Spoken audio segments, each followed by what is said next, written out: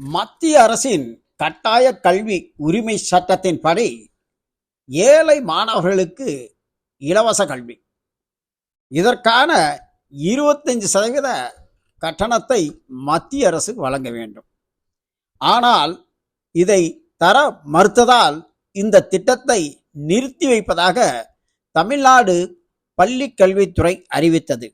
இதையடுத்து கோவையைச் சேர்ந்த மறுமலர்ச்சி இயக்கத்தின் ஈஸ்வரன் சென்னை உயர் நீதிமன்றத்தில் ஒரு வழக்கு தாக்கல் செய்தார். உடனடியாக ஏழை மாணவர்களுக்கு உதவ வேண்டும் என கோர்ட்டாரை கேட்டுக்கொண்ட நிலையில் இன்று நீதிபதிகள் லட்சுமி நாராயணன், GR சுவாமிநாதன் கொண்ட அமர்வு உடனடியாக இக்கல்வித்தொகைக்கான கட்டணத்தை நிதியை மத்திய அரசு ஒதுக்க வேண்டும் என உத்தரவிட்டதுடன் மாநில அரசும் இந்த நிதியை முறையாக தனியார் கல்விகளுக்கு வழங்க வேண்டும் என்றும் உத்தரவிட்டது.